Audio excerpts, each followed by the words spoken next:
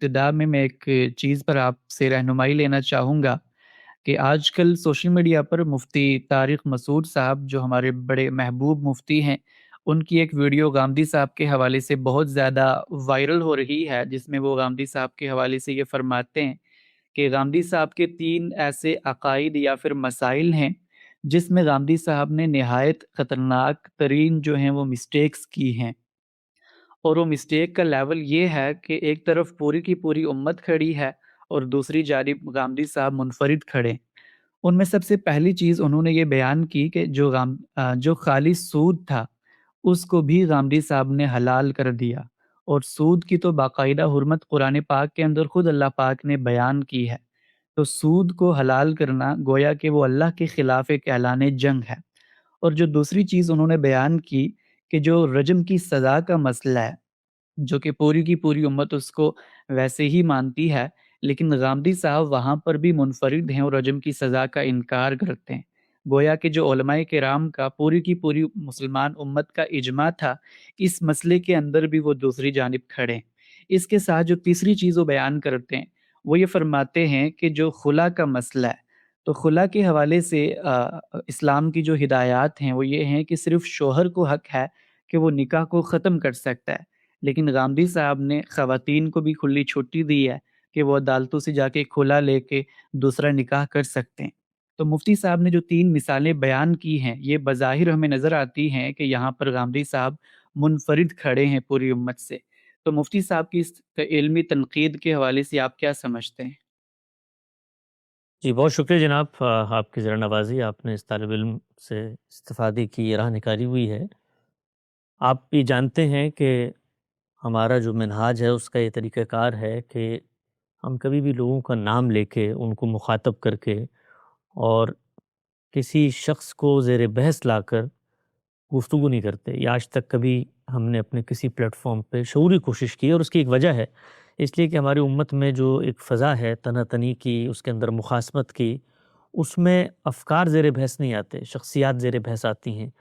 और फिर बसा औक़ात ये भी होता है कि लोग शख़्सियत का नाम लेके किसी का कोई मौक़िफ़ बयान कर रहे होते हैं और उसका पूरा मौक़िफ़ क्या है, उसका सियाक़-व-सबाक़ क्या है, वो मेरे इल्म में नहीं होता। तो दयानत का, हकीकत का तकाज़ा यही होता है कि हम शख़्सियात से बालातर होके अफ़कार पे गुफ्तगू करें। लेकिन आपने जिस शख़्सियत का नाम लिया है, मुफ्ती तारिक मसूद साहब, वो चूँकि एक मारूफ़ शख़्सियत हैं, उनका अवाम में एक हल्का है, लोग उनको सुनते हैं, उनका अपना एक मकाम है, मर्तबा है। और इस मौज़ू से मुतल्लक़ मैंने ख़ुद बरह रास्त उनकी वो पूरी गुफ्तगू सुनी है, जिसका आप हवाला दे रहे हैं। तो मुझे ये पहली दफ़ा कोई मुज़ायक़ा महसूस नहीं होता कि मैं नाम लेकर बाकायदा उनको मुख़ातब करके इस मामले में गुफ्तगू करूँ। एक वजह इसकी और भी है कि बहुत सारे लोग होते हैं सोसाइटी के अंदर जो हम पर तनकीदें कर रहे होते हैं, बातचीत कर रहे होते हैं। किसी से कोई शख़्सी मुनासबत, को ताल्लुक़, कोई मेल-जोल नहीं होता। मुफ्ती साहब से मेरा एक रिश्ता भी है और वो रिश्ता ये है कि मैंने जिस मदरसे में इब्तदाई तौर पे 4 साल पढ़ा, वो वहीं पर उस्ताद भी थे। अगरचे बरह रास्त मेरे वो उस्ताद नहीं रहे कभी, मेरी महरूमी रही है, लेकिन हमारे यहाँ जो दीनी तहज़ीब और रिवायत है मदारिस की, उसमें आप जब मदरसे में पढ़ रहे हों और कोई छोटे से छोटे दर्जे में भी उस्ताद हो, तो वो भी आपका उस्ताद होता है। तो इस लिहाज से मैं अपना एक ताल्लुक़ भी उनसे महसूस करता हूँ और फिर जिस मसलक, जिस पस मंज़र में मैंने शऊर की आँख खोली, वो उसी से वाबस्ता हैं। देवबंद की जो रिवायत है, हमारे आबा-ओ-अजदाद उसी के साथ उन्होंने ज़िंदगी गुज़ारी। तो इसमें भी मैं एक हमांगी, एक उनसियत महसूस करता हूँ। लिहाज़ा मुझे लगता है कि मैं अगर आज जो गुफ्तगू करूँगा, उसको इस पस मंज़र में वो भी सुनें और बाकी लोग भी सुनें, तो शायद वो समझ पाएँ कि जो हमारे दिल में कुछ दर्द है, कुछ गम है, कुछ इश्कालात हैं, वो हम किस जगह से उन तक पहुँचाने की कोशिश कर रहे हैं।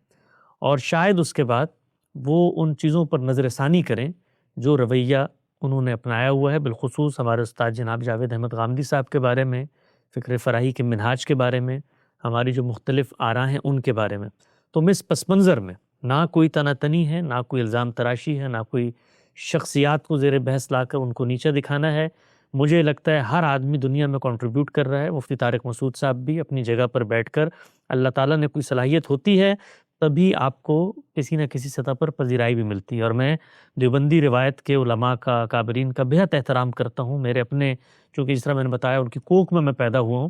تو بغیر کسی طعن و تشنیع کے، بغیر کسی طنز و تعریض کے کچھ حقائق پر آج بات کروں گا۔ اور مجھے لگتا ہے کہ اب یہ وقت آ چکا ہے، کیونکہ اس روایت کا انحطاط ہم نہیں چاہتے۔ ہم یہ نہیں چاہتے کہ وہ روایت جو باقی ہمارے ہاں معاصر دینی افکار ہیں ان میں اعتدال کی جگہ پر کھڑی ہوئی اور ان کے بزرگوں نے ان کو اعتدال کی جگہ پر رکھا ہے، وہ اب زیادہ اعتدال سے اگر ہٹ رہی ہے تو ہمیں لگتا ہے کہ اس کو واپس اس کی اصل منہاج پر لایا جائے۔ وہ فقہ و تدبر کا منہاج ہے، وہ غور و فکر کا منہاج ہے، وہ فرقہ واریت کا منہاج نہیں ہے۔ وہ جس پس منظر میں وجود پذیر ہوا ہے وہ امت کے اندر جو معروف انحرافات سے ان کے مقابلے کے لیے وجود پذیر ہوا ہے۔ تو ابھی بھی وقت ہے، ابھی بھی موقع ہے ہمارے پاس کہ ہم اس کو اس طرف نہ جانے دیں جہاں سے اس کی ابتدا نہیں ہوئی۔ اور مفتی صاحب کے بارے میں یہ عرض کروں گا کہ ان کو اللہ تعالیٰ نے صلاحیت دی ہے ابلاغ کی، بات چیت کی، لوگوں سے کنیکٹ کرنے کی، عوام میں شعور بیدار کرنے کی، اور وہ بہت احسن و خوبی کے ساتھ یہ کام انجام دے رہے ہیں۔ لیکن جس وقت انہیں کسی شخص کے افکار پر تنقید کرنے کا قرض محسوس ہو اپنے باروں پر، تو اس موقع پر ایک ذمہ داری ہے جس کو پھر پورا کرنا پڑتا ہے۔ کوئی فرق نہیں پڑتا اس سے، کچھ دن کا آدمی وقفہ لے لیتا ہے اپنی روزمرہ کی مصروفیات سے، دعوت و تبلیغ کا کام جاری رہتا ہے امت میں، اور انہوں نے اتنے سارے کام کیے تو یہ بھی جاری رہے گا، اور کچھ نہیں فرق پڑتا اگر کچھ دن کے لیے لوگ جو ہیں وہ بریانی بنانے کے ٹوٹکوں سے اور ایک سے زائد شادی کرنے کی فضائل سے محروم رہ جائیں گے۔ لیکن اگر تنقید کرنے کا شوق ہے تو پھر کمرہ بند کر کے اس صاحب علم کی کتابیں کھولیں، اس کو من البدایہ الی النہایہ پڑھیں۔ اگر اس میں کوئی تردد، کوئی سوال، کوئی اشکال، کوئی ابہام، کوئی تنقید محسوس ہوتی ہے تو ہم لوگ زندہ موجود ہیں، ہم سے رابطہ کریں، ہم سے پوچھیں، اور یہ پوچھیں کہ یہ جو رائے میں سمجھا ہوں کیا یہ رائے ایسے ہی ہے؟ کیا میں اس کو جا کر پبلک میں یوں بیان کروں لوگوں کے سامنے؟ اس لیے کہ جو میں کر رہا ہوں میں اس کا ذمہ دار ہوں۔ یعنی ہمیں تو اس سے کوئی فرق نہیں پڑتا کہ لوگ ہماری نسبت سے جھوٹ بولیں، تہمتیں گھڑیں، الزامات لگائیں اور افتراء کریں، لیکن آپ کی بھی تو آخرت ہے، آپ نے بھی تو خدا کو منہ دکھانا ہے، اور جن لوگوں کے سامنے آپ بیٹھے ہوئے ہیں وہ لوگ کہ ہماری آواز نہیں سنتے، ہمارا لٹریچر نہیں پڑھتے، تو وہ پلٹ کے آئیں گے۔ وہ جب ہماری بات ہم سے سنیں گے تو اس کا نتیجہ کیا نکلے گا؟ اس کا نتیجہ نکلے گا کہ وہ آپ سے متوحش ہوں گے، وہ آپ کے منہاج سے متوحش ہوں گے، وہ مسجد و منبر سے متوحش ہوں گے، اور پھر وہ آ کر یہ کہیں گے کہ یہ مولوی حضرات لوگوں کے غلط مواقف بیان کرتے ہیں، ان کے اپنے کوئی مسائل ہیں۔ تو نتیجہ تن جو کام کرنے کے لیے آپ میدان میں اتریں وہ مجروح ہوگا۔ تو میری بڑی دسپستہ، بڑی دردمندانہ، بالخصوص دیوبندی روایت کے علماء سے یہ درخواست ہے کہ اپنے آپ کو اس قبیل میں نہ ڈالیں جہاں سے آپ خود نکل کے آئے ہیں، جس کا مقابلہ کرنے کے لیے آپ کھڑے ہیں۔ اور اس دور میں دین کی تجدید، دین کو انحرافات سے دور رکھنا، دین کو خالص شکل میں پیش کرنے کی جو بیڑا ہے وہ جس صاحب علم نے اٹھایا ہے اس کے افکار کو سمجھیں۔ اور اگر اللہ نے توفیق نہیں دی کہ اپنے معاصرین کی چشمک میں آپ کسی شخص کو سننا نہیں چاہتے تو پھر خاموشی اختیار کریں، اس کا بھی اللہ اجر دے گا۔ اگر تنقید کے لیے زبان کھولنی ہے تو اس کے لیے لازم ہے، ناگزیر ہے، تنقید کرنا فرض اور واجبات میں سے نہیں ہے، لیکن تنقید کرنے کے لیے تیار ہو گئے ہیں تو پھر دوسرے کا موقف پڑھنا فرض اور واجبات میں سے۔ تو میں اس تمہید کے ساتھ، اگرچہ ذرا دراز نفسی ہو گئی، اس کے پیچھے بڑا درد دل ہے اور بڑا غم ہے ان علماء کا کہ جو اپنی پوزیشن خراب کرتے ہیں اس طرح کے افکار کہہ کے کہ فلاں نے تو سود جائز قرار دے دیا اور فلاں نے تو فلاں حرام چیز کو جائز، یعنی وہ یہ جانتے تک نہیں ہیں کہ جو اختلاف ہے وہ کس درجے میں ہے، اور یہ جو زبان ہے، یہ جو لب و لہجہ ہے، یہ جو انداز تخاطب ہے، یہ ذرا آپ غور کریں کہ یہ تو خود آپس میں مولویوں کے مناظرانہ پس منظر میں پیدا ہوا ہے۔ یعنی کون یہ نہیں جانتا کہ جب آپ ایک دوسرے زاویے سے کسی اطلاق کو دیکھتے ہیں تو نتیجہ مختلف نکلتا ہے، اس کو بیان بھی ایسے کریں۔ میں اس پر ابھی آؤں گا، ان تینوں چیزوں پر اپنی گزارشات پیش کروں گا، لیکن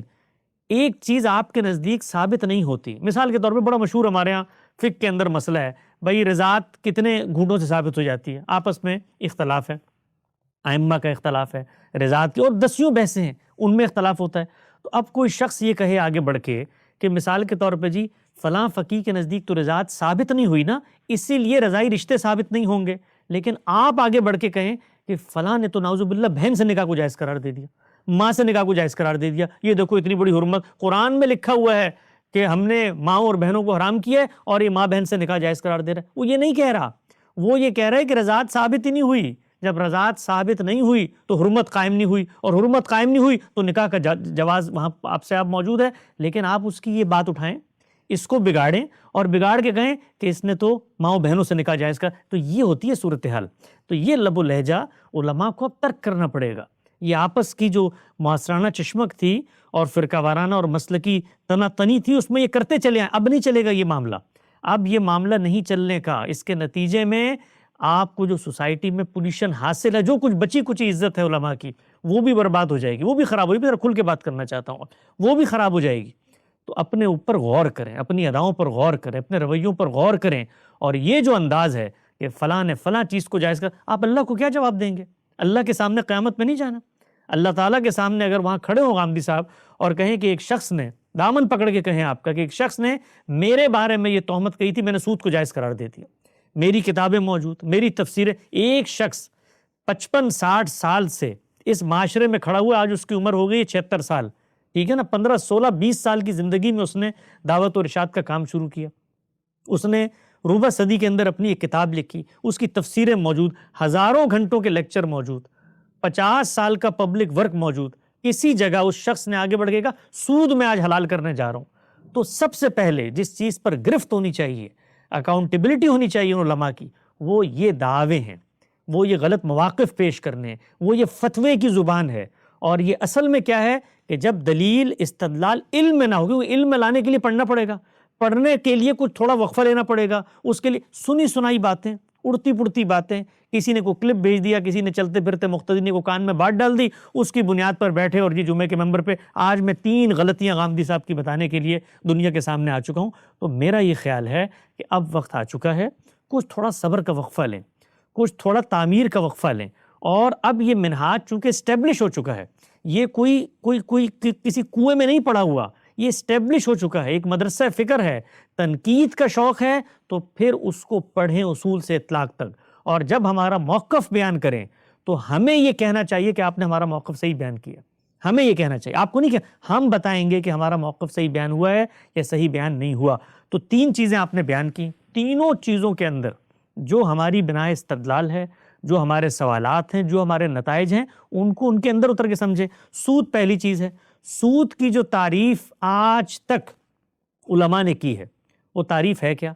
کل قرض جر نفع فہو ربا. ہر وہ قرض جس پر منفعت کا مطالبہ کیا جائے وہ ربا ہے، وہ سود ہے. پوری زندگی میں مدرسہ فرائی کے کسی ایک صاحب علم نے اس تعریف سے انکار کیا ہو، یعنی یہ کہا ہو کہ قرض میں منفعت کا مطالبہ یہ سود نہیں ہوتا؟ ہم نے کبھی زندگی میں اس چیز کو ایک طرف رکھ کر ہمیشہ اس کی پرچار کیا، اس کی ریزننگ بتائی کہ سود کیوں حرام ہے، سود کے اندر پرابلم کیا پائی جاتی ہے. جب آپ کسی سے قرض لیتے ہیں اور وہ قرض لینے کے بعد اپنی ضرورت پوری کر لیتے ہیں تو اب آپ نے اس کو ادا کرنا ہے. تو قرض دینا یہ نیکی اور تبرع اور خیر کا عمل تھا، آپ نے اس پورے معاملے کے اندر منفعت کو شامل کر دیا. یہ دوسرے پر ظلم ہے. قرآن مجید نے اصول بتایا ہے وَلَا تَأْكُلُوا أَمْوَالَكُمْ بَيْنَكُمْ بِالْبَاطِلِ، لوگوں کا مال باطل طریقے سے نہ کھاؤ. یہ اسی کی فرع ہے. اس کو قرآن مجید نے حرام قرار دے دیا ہے. یہ ایک مشتبہ معاملہ تھا، لوگ اس میں غلط فہمی پیدا کر سکتے تھے کہ بھائی کاروبار میں بھی تو ہم لیتے ہیں. خود قرآن مجید نے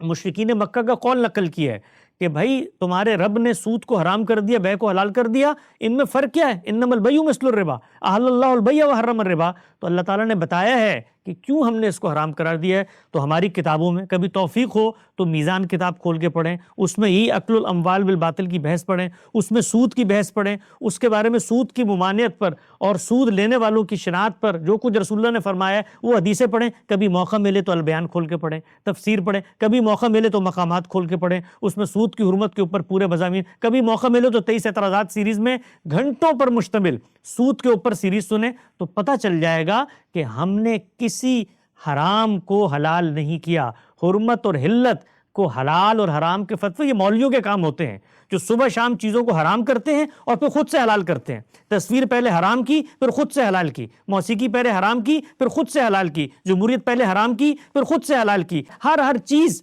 جب موقع ملتا ہے یہ حرمت اور حلت یہ ہمارے منہاج اور ڈسکورس میں اصولوں سے ہوتا ہے، ادھر ادھر سے سن کے چیزیں اس طریقے سے نہیں ہوتا۔ تو ہم نے سود کی حرمت پر ایک ایک انچ کبھی کوئی کمپرومائز نہیں کیا۔ سود حرام ہے اللہ کے دین میں۔ اب اگلی بحث کیا ہے؟ اگلی بحث ہے اطلاق کی، کہ بینک جو معاملہ کرتا ہے کیا وہ سود ہے، یا کوئی جدید صورت ہوتی ہے اس کے اندر آپ کوئی معاملہ کر رہے ہیں، کوئی عقد کر رہے ہیں، کوئی ٹرانزیکشن کا معاملہ ہو رہا ہے آپ کے ساتھ، تو اس پر اطلاق کرنا ہے سود کا، تو وہاں پر ہزار اختلافات ہوں گے، آپ سے بھی ہوں گے۔ خود اس منہاج کے، دیوبندی منہاج کے اتنے دو بڑے نمایاں اختلافات موجود ہیں کہ پوری کی پوری اسلامک بینکنگ مفتی تقی عثمانی صاحب نے پیدا کی۔ اس کے جواب میں خود دیوبندیوں نے یہ کہا کہ نہیں یہ حرام چیز ہے، تو کوئی آگے بڑھ کے یہ کہے گا نعوذ باللہ مفتی تقی عثمانی صاحب نے سود حلال کر دیا، یعنی وہ اسلامک بینکنگ کے خلاف کتابیں لکھی گئیں۔ بتایا گیا، خود ہمارے مدارس سے وہ کتابیں چھپیں کہ کوئی صورت ہی نہیں ہے اس کے جواز کی، لیکن کیا آپ اس کو یوں بیان کریں گے کہ تقی عثمانی صاحب نے سود حلال؟ آپ کو یہ بیان کرنا ہے کہ سود ان کے نزدیک بھی، غامدی صاحب کے نزدیک بھی حرام ہے، بالکل حرام ہے، لیکن یہ جدید شکلیں ہیں، ان کے اندر کیا اطلاقات میں فتویٰ ہونا چاہیے ہے، ان کی یہ ریزننگ ہے۔ ریزننگ معلوم ہے کہ کیا ہے؟ کبھی اس کو پڑھنے کی توفیق ہوئی، زحمت ہوئی، خود اس ریزننگ پہ جو آپ کے اشکالات ہیں ان کے جوابات پڑھے، سمجھا کہ جب غامدی صاحب یہ کہتے ہیں کہ پرنسپل سیکیور فائنینسنگ جائز ہے، جب وہ یہ کہتے ہیں کہ تخمینی منافع لیا جا سکتا ہے، جب وہ یہ کہتے ہیں کہ آپ کسی کاروبار کے اندر جب پیسہ لگاتے ہیں تو یہ فائنینسنگ کا عمل ہے، یہ لین دین اور سود کا معاملہ اس طرح کا ہے ہی نہیں، جب بینکوں کی تاریخ بتاتے ہیں کہ کیسے بتدریج وہ مہاجنی سود سے فائنینسنگ کی طرف بڑھے ہیں، تو یہ سب باتیں بتائی جاتی ہیں، ان پر جو اشکال کیے جاتے ہیں، الخراج بالزمان کی حدیث پیش کی جاتی ہے، اور یہ کہا جاتا ہے کہ نہیں آپ نفع نقصان دونوں میں شریک ہوں گے، پرنسپل سیکیورڈ فائنینسنگ، کبھی اس پر موقف پڑا ہے کہ اس الخراج بالزمان کے بارے میں ہم کیا کہتے ہیں؟ خود روایت کا پس منظر ہم نے کیسے واضح کیا ہے، بتایا ہے کہ روایت یہ کہہ رہی ہے کہ جو ذمہ داری لے گا اس کو منفعت کا حق ہے، تو مضاربت کے اندر آپ صرف نفع میں شریک ہو، نقصان میں شریک نہ ہو، آپ مال دینے کی ذمہ داری لے رہے ہوتے ہیں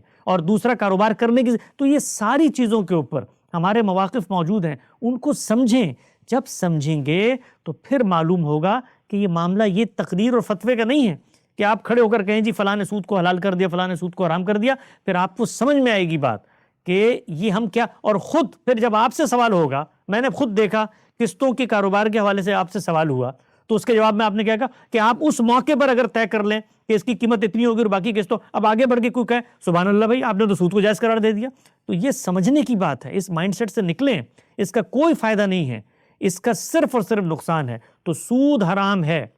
ممنوعات میں سے ہے، دین نے حد لگا دی ہے اس کے اوپر، لیکن کیا چیز سود ہے کیا چیز سود نہیں ہے؟ یعنی آپ نے کہا سود حرام ہے، تو اب میں مثال کے طور پہ کسی کو سلام کہوں، آپ کہیں یہ بھی سود دے رہا ہے، بھائی اطلاق کرنا پڑے گا نا، بتانا پڑے گا کہ اس کے اندر سود پایا جاتا ہے، سود نہیں پایا جاتا، سود قرض کے معاملے میں ہوتا ہے، کاروبار میں سود نہیں ہوتا، نفع نقصان میں شریک ہونے کو سود نہیں کہتے، اس طرح انشورنس سود نہیں ہوتی، ہر چیز جس کو آپ نے سود، اب یہ مثال کے طور پہ انشورنس آج سے پہلے حرام تھی، تو اب یہ اسلامک بینکنگ والوں نے تکافل، تو آپ آگے بڑھ کے کہیں گے انہوں نے سود کو جائز قرار دے دیا، بھائی انہوں نے اطلاقات کو تبدیل کیا، جو اشکالات تھے ان کو رفع کیا، تو چیزوں کو اس طریقے سے بیان کرنا سیکھیں، مشکل ہے، یہ ٹریننگ علماء کی نہیں ہوئی، مجھے پوری طریقے سے اندازہ ہے، میں خود اسی قبیل سے نکلا ہوا ہوں، وہاں فتوے کی زبان ہے، وہاں لوگوں کو منافرت سے، ملت سے اخراج کرنے کی زبان ہے، وہاں اپنے آپ کو ناجی فرقہ ثابت کرنے کی زبان ہے، استدلال کی زبان، ریزننگ کی زبان، آرگومنٹ کی زبان ہمارے علماء نے سرے سے سیکھی نہیں ہے، اور اب نہیں سیکھی، تو جو کچھ اس کا نتیجہ نکلے گا، کچھ سبق سیکھیں یورپ سے،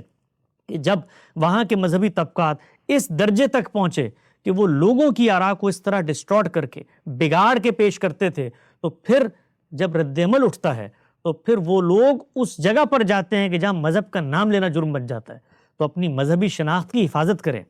اپنے اس مذہبی تقدس کی جو حساسیت ہے اس کو پہچانیں، اور اپنے اوپر خدا خوفی کو طاری کریں کہ کسی شخص کا غلط موقف بیان کریں گے تو قیامت کے دن، دنیا کی تو چکا چوند ہے 4-5 دنوں کی، بھائی یہ یوٹیوب چینل ہے، یہ سب ویوز شوز سب یہی رہ جائیں گے، قیامت میں جانا کہ نہیں جانا، وہاں پر جا کے آپ لوگوں کو بتائیں گے کہ میں لوگوں کے بارے میں یہ غلط موقف بیان کرتا تھا، تو اس کے اوپر ازراہ کرم غور کریں۔ دوسرا کیا نقطہ نظر ہے؟ دوسرا نقطہ نظر بیان کیا ہے رجم کے حوالے سے۔ کبھی توفیق ہوئی، کبھی زندگی میں موقع ملا کہ کسی صاحب علم نے اپنی زندگی کی علمی سفر کا آغاز ان بحثوں سے کیا ہے، 1970-1980 میں لکھی ہوئی یہ بحثیں ہیں، ان کی کتاب برہان میں موجود ہیں، پورا مسئلہ سمجھایا ہے، اس مسئلے میں جو مخمصہ ہے جس میں امت پھنسی ہوئی ہے اس کی تصویر کبھی لوگوں کے سامنے رکھی جائے تو لوگ سر پکڑ کے بیٹھ جائیں کہ یہ جس دین کی دعوت قیامت تک لوگوں کے لیے دیتے ہیں اس دین کے تار و پود بکھیر دیے انہوں نے. یعنی یہ لوگ یہ کہتے ہیں کہ قرآن مجید کی آیات ہیں ایسی کہ جو قرآن مجید کے اندر نہیں ہے. بھائی نہیں ہے قرآن مجید کے اندر تو یہ سانحہ ہے, یہ المیہ ہے کہ آپ خود سے قرآن بنا کر پیش کر رہے ہیں. آپ کائنات کے پروردگار جس نے خود کہا کہ میں اس لیے نازل کرتا ہوں کتاب لیحکم بین الناس فی مختلف فی, میں میزان, میں فرقان, میں حکم, میں مہیمن, میں حرف آخر, میں قول فیصل, میں ہوں جس کی بساط پر کسوٹی پر چیزوں کو تم نے رکھنا ہے. اس کے بارے میں یہ کہتے ہیں کہ اس کے اندر رجم کی ایک آیت تھی, وہ آیت منسوخ ہو گئی. وہ قرآن مجید کہہ رہا ہے کہ جب ہم کوئی چیز منسوخ کرتے ہیں اس سے بہتر اس قرآن میں لے کے آتے ہیں. یہ کہاں سے معلوم ہوا کہ تلاوت منسوخ ہو گئی, حکم یہ اللہ تعالیٰ نے بتایا کہیں قرآن مجید میں؟ وہ اللہ تعالیٰ کہتے ہیں نذیر للعالمین ہے, یہ قیامت تک کے لیے بینات ہیں, اس میں ہم نے ہر چیز کا فیصلہ کر دیا ہے. اور اس کے بارے میں نعوذ باللہ من ذالک پوری امت کا مخمصہ کہ وہ قرآن مجید کی ایسی آیات خود سے پیدا کر کر یہ کہتی ہے کہ وہ آیتیں جو ہیں وہ قرآن میں منسوخ ہو گئی اور اس کا حکم باقی ہے. یہ مخمصہ تھا. پرابلم پیدا کیسے ہوا؟ قرآن مجید 2 اور 2 4 کی طرح واضح ہے کہ جب کوئی مرد عورت زنا کا یہ کار بد انجام دیں گے تو ان کی سزا 100 کوڑے ہے. یہ قرآن میں واضح ہے, کوئی شبہ نہیں, نہ زبان کے لحاظ سے نہ بیان کے لحاظ سے اتنی. اور قرآن مجید کوئی بچوں کا کھیل نہیں ہے, کوئی متفرق اقوال زدی کا مجموعہ نہیں ہے. بھائی وہ پروردگار عالم کا کلام ہے, اس کو نہیں پتا تھا کہ ان لوگوں کو نہیں پتا چلے گا کہ یہ میں شادی شدہ کی بات کر رہا ہوں, غیر شادی شدہ کی بات کر رہا ہوں. اس نے محکمات اتارے ہیں, اس کو ام الکتاب قرار دیا ہے. اس نے یہ بتایا ہے کہ قرآن مجید میں زنا کی سزا 100 کوڑے ہے. اب آپ کو تردد پیدا ہوا, کہیں سے اڑتی چلتی روایات مل گئیں جن سے یہ شبہ پیدا ہوا کہ رسول اللہ صلی اللہ علیہ وسلم نے کسی موقع پر شادی شدہ کا سوال کر کے رجم بھی کیا. تو اب سوچنا چاہیے, عقل کو دستک دینی چاہیے کہ قرآن کا یہ حکم ہے تو بظاہر کوئی مختلف صورت سمجھ میں آ رہی ہے تو آؤ اس پر غور کرتے ہیں, اس کی تحلیل کرتے ہیں, اس کی تعویل کرتے ہیں, سمجھتے ہیں اس کو. چنانچہ پھر مدرسہ فراہی کا یہ امتیاز ہے کہ وہ قرآن کو ہر چیز پر حاکم مانتا ہے. اس نے قرآن کی آیت کو سمجھا اور اس پر قفل لگا دیے کہ جب سزا طے ہو چکی ہے زنا کی, وہ شادی شدہ غیر شادی شدہ کی تقسیم کے بغیر 100 کوڑے ہے. تو اب روایتوں پہ غور کرتے ہیں. تو جب روایتوں پہ غور کیا, جن روایتوں کی بنیاد پر آپ قرآن مجید کے تار و پود بکھر رہے ہیں, تو ان روایتوں کا تناقض واضح کیا, بتایا ان روایتوں میں کیا چیز زیر بحث ہے, اور پھر یہ بتایا کہ جس رجم کا تم ذکر کر رہے ہو وہ شادی شدہ غیر شادی شدہ کی بنیاد پہ وہ خود قرآن مجید کی ایک دوسری سزا ہے جس کا رسول اللہ صلی اللہ علیہ وسلم نے اطلاق کیا ہے. چنانچہ اب روایتوں کو پڑھیں کہ جب آئے ہیں رسول اللہ صلی اللہ علیہ وسلم کے پاس وہ لوگ جن کے اوپر آپ نے تو جو خواتین تھی ان کو چھوڑ دیا, تو قرآن تو کہتا ہے مرد اور عورت دونوں کو آپ نے سزا دینی ہے, خواتین کو کیوں چھوڑ دیا؟ تو عقل یہ کہتی ہے, قرائن یہ بتاتے ہیں, وہ شرائط جو روایتوں میں بیان ہوئی ہیں ان کے پس منظر کو پڑھیں. ماعز اسلمی کا واقعہ ایک ایک روایت پہ کام کیا, کبھی موقع ملا پڑھنے کا, اس پر بتایا غامدی صاحب نے کہ یہاں دیکھو کیا ہو رہا ہے, یہ عام زنا نہیں ہے, یہ زنا بالجبر ہے. جب زنا بالجبر فساد فی الارض بن جاتا ہے تو قرآن میں سزائیں بیان ہوئی ہیں. پھر جتنی رپورٹنگز ہیں, ایک ایک رپورٹنگ پہ غامدی صاحب نے گفتگو کی. کہیں پر رسول اللہ صلی اللہ علیہ وسلم جلا وطنی اور رجم کی سزا دے رہے ہیں, کہیں پر رسول اللہ صلی اللہ علیہ وسلم 100 کوڑے اور جلا وطنی کی سزا دے رہے ہیں. یہ 100 کوڑوں کے ساتھ جلا وطنی کی سزا کہاں سے آ گئی؟ تو یہ سمجھنے کی چیز ہے, تفقہ کی چیز ہے, تدبر کی چیز ہے کہ غور و فکر کیا جائے روایتوں پر کہ روایتوں کے اندر کیا ہو رہا ہے. اس پس منظر میں ایک شخص کے جرم کی شناخت کو واضح کرتے ہوئے یہ سوال بھی ہوا کہ کیا یہ شادی شدہ تھا, اس کے باوجود اس نے اتنا بگڑا ہوا کام کیا ہے. تو فساد فی الارض کی سزا ہے رجم. ہم میں سے کوئی شخص رجم کی سزا کا انکار نہیں کرتا. یہ تہمت ہے, یہ جھوٹ ہے, یہ بہتان ہے جو ہمارے اساتذہ پر اور اس منہاج کے علماء پر لگایا جاتا ہے. انہوں نے رجم کا انکار, رجم قرآن کی سزا ہے, قرآن مجید میں لکھا ہوا ہے, اور یہ رجم کی سزا قرآن مجید میں جو آئی ہے یہ خود قرآن مجید نے بتایا ہے. یہ ہمیشہ سے چلی آ رہی تھی یہ سزا, اور یہ کس چیز کی سزا تھی؟ یہ فساد کی سزا تھی. آپ ذرا قصہ موسیٰ اور فرعون پڑھیں, اس میں وہ کہہ رہا ہے, فرعون کہہ رہا ہے میں تمہیں رجم کر دوں گا, تم نے فساد کر دیا ہے. آپ قصہ شعیب پڑھیں, اس میں وہ کہہ رہا ہے کہ ہم لوگ تمہیں رجم کر دیں گے. آپ سورہ یاسین پڑھیں, اس میں اس گروہ کے ساتھ اس دور کے بادشاہ ہم تمہیں لنرجمنکم, ہم تمہیں رجم کریں گے. تو رجم کی سزا فساد کی سزا ہے. فساد کی سزا رسول اللہ صلی اللہ علیہ وسلم نے دی، آج بھی باقی ہے، اس کو اس طریقے سے بیان کریں، بتائیں کہ یہ لوگ قرآن کو حاکم مانتے ہیں، اور یہ جو ہم نے آیتیں ادھر ادھر کی کتابوں میں آ گئی ہیں، نعوذ باللہ من ذالک، یہ کہ بھائی الشیخ والشیخ اذا زنیا اور فرجم کلہما میت جلدہ، اس طرح کی آیت، یہ قرآن مجید ہے،